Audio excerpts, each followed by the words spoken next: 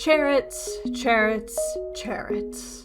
Many Otome lovers will recognize this studio. If not, perhaps you'll recognize its latest game, Mystic Messenger.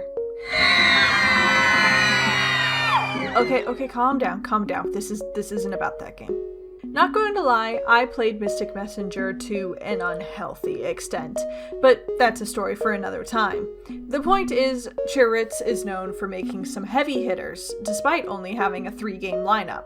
So I thought, since I love Mystic Messenger so much, I should try one of their more conventional games.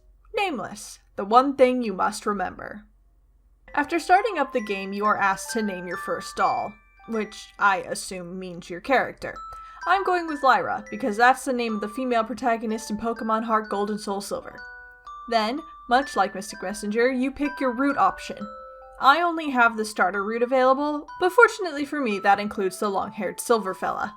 And if you've watched at least one of my previous Otome videos, you're probably familiar with my long hair bias. What can I say? I have great taste. You should like this video and subscribe to my channel so that you can have great taste too. The game then asks for your name, which I thought I already gave. So I just go with May's Japanese name from Pokemon Ruby and Sapphire, Haruka. Haruka opens her eyes to a totally white room with 2 shadows in the distance. They have a cryptic conversation, as all shadow people do, and before she is able to reach them, she wakes up to her alarm clock. It's the classic, "Was it really a dream?" sequence, followed by the classic, "My beloved grandparent just died" trope. Haruka then exposits about her living situation and her grandpa for like 5 minutes. Basically, her parents are neglectful a-holes and her grandpa took care of her, but now he's dead and she's lonely. She soothes her loneliness by collecting ball and joint dolls. She has 5, and each has its own story and personality, and she talks to them. I'd say that was weird, but then I'd be a hypocrite. She goes to high school with her 2 super hot friends, talks with the creepy school nurse. Why is it always a school nurse? Laments her plain looks and lack of love life, and then heads home to sleep. When she wakes up the next morning, she hears people in her kitchen. Is it a robbery? Wild animals? Her dead grandpa as a zombie? No, her dolls have come to life. What? She freaks out and they get that this is a weird situation, so they introduce themselves. There is Yeon-ho, whose head and personality screams cake pop. The one rocking the Sia look is Lance. The red one is Red. That's just David Bowie from The Labyrinth, and the hot guy is Yuri, because when has the hot guy not been named Yuri? So it turns out they just woke up like this, and they remember their time as dolls, so they all have memories of Haruka taking care of them and being their owner. Haruka decides to let them stay at her house, and then typical rom-com shenanigans happens, and now they all go to her school too! The rest of the game is really what you'd expect from a premise like this. Haruka goes to high school with the boys and gets closer to her chosen love interest through a series of high school and fish-out-of-water cliches.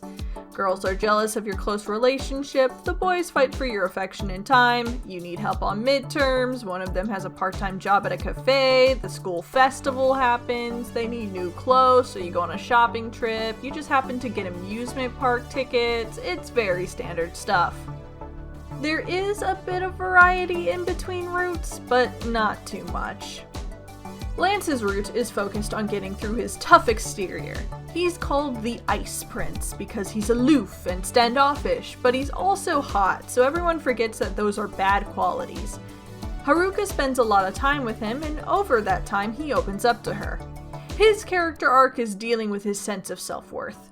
See, every character has an arc related to their history as a doll. For some, it has to do with their treatment before meeting Haruka. For others, it's about the purpose they were made for. For Lance, it's about how his model was mass-produced to be the most generic doll. He's basically the Barbie of ball and joint dolls, just pretty with not a lot of substance.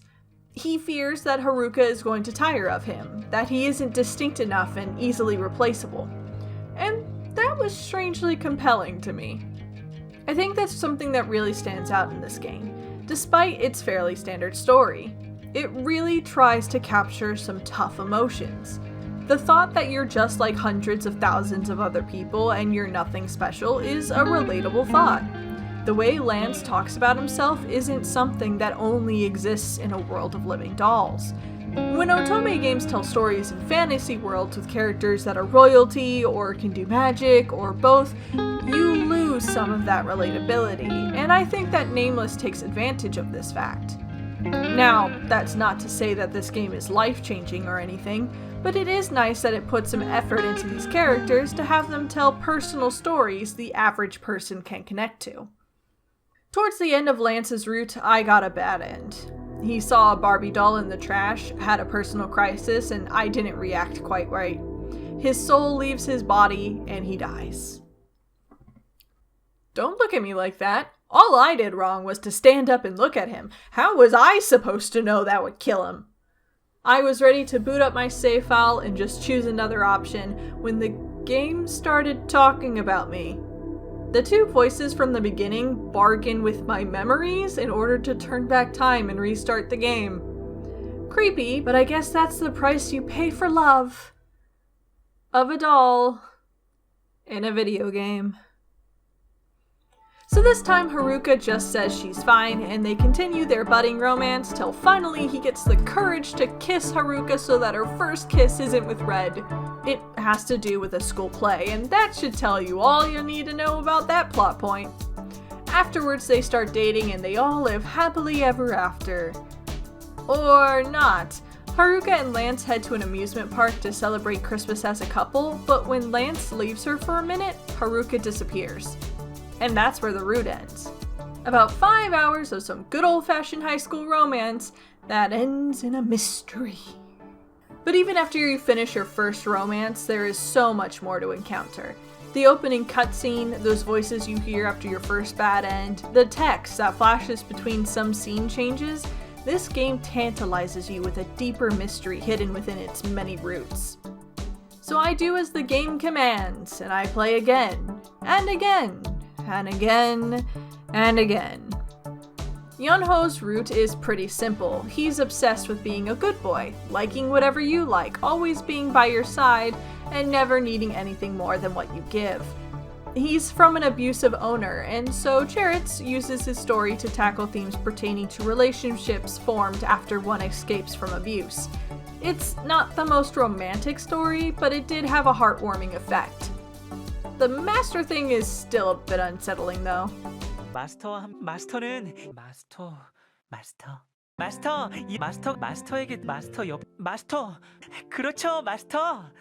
Yuri's was probably the most traditional romance route, with a focus on defining romantic love versus general affection. It isn't the most nuanced take, especially because the reason he behaves the way he does is because of soul doll magic instead of a life experience, but it does get across its message fairly well. They surprised me by not making Yuri an absolute playboy dick. He has his moments, but he never goes so far as to make eventually dating him a clearly bad idea. The standout of this route is the heroine, though. This is definitely the most I connected with her on a personal level. She deals with beauty and how she views herself in comparison to those that surround her. And considering one of her best friends is a model, the other is almost a model, and the boys rooming with her were literally made to be attractive, the comparison is definitely not in her favor. And it's really good. I can't discuss all of it here, but one of the hardest hitting moments of my run was when Haruka dressed up for school. She puts all this effort into her appearance, and everyone comments on it except the boy she did it for, and she's crushed. It sounds like such a petty problem, but as someone who's been there, that hurt. After completing one of those routes, you are allowed to start a new Tay-only run, and while you need to in order to unlock Red and the secret endings, I don't recommend spending any more time than you have to on it. Tay sucks. I'd describe him like Thurl Ravenscroft describes the Grinch. Yep, the whole song. If you got any of the bad ends up until this point, it is highly likely that you encountered an ending where you were assaulted by Tay. His entire route is like that, but someone tried their darn best to romanticize it so it was okay. He wants to be physically abusive to Haruka, was absolutely emotionally abusive towards her, and in being emotionally abusive towards Haruka was also being a dick to your good friend Soy. And I like a good yandere story, but this isn't that at all. This is just a creepy guy who is painted as some hero for accomplishing the most basic of basic feats, not hurting people. I know! How brave of him! He's also incredibly bland. His backstory is just the same as Yonho's, except he just has a knee scratch, and his roots made me actively hate Haruka for being stupid enough to think that any of this was okay. And man, do I feel awful for Soy. Oh, and I totally forgot to mention that he drugs your tea. Constantly. Wow. What a winner. Red's is the last route, and it was okay. To be honest, it was overshadowed completely by the overarching plot. Since Red is only unlocked after you have gotten Tay's Soul Piece Heart Rock thing, the game assumes you've beaten all the routes up until this point, so it goes all out with the secret character. Memory loss, this wizard guy, the talking inside Haruka's head, this route pulls all the stops out for the mystery, and while that is cool, you sort of lose the romance. Also, there are 3 kidnappings in this route, which is just way too many kidnappings. In fact, that's how I would classify this. The damsel in distress route. Red is dealing with being told he's special, but not really being special, which could be interesting to explore, but much like Yuri, it loses a majority of its nuance due to the fact that he's a doll that came to life, so he is special. Not my cup of tea, but it might be yours. And at the end of it all is the secret character, who isn't dateable. You get to read through a sequence where all the boys you've loved before get transported to an alternate real world where you are trapped with the human embodiment of your old teddy bear who just wants you to remember its name. It's long and a bit boring because nothing really happens. The dolls just run places and try to find you with the power of love. That's it. You don't even make a single decision. Then, at the end, they find you and you remember the doll's name.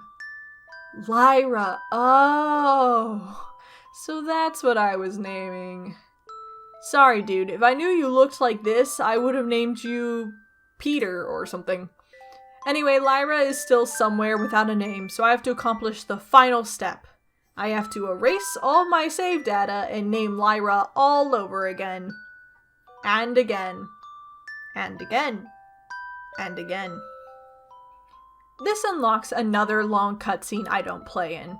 It's the long, sad story about Haruka's childhood and Lyra's life as her first toy, and it's very Toy Story in feel, but because you're reading it all, it's so much worse.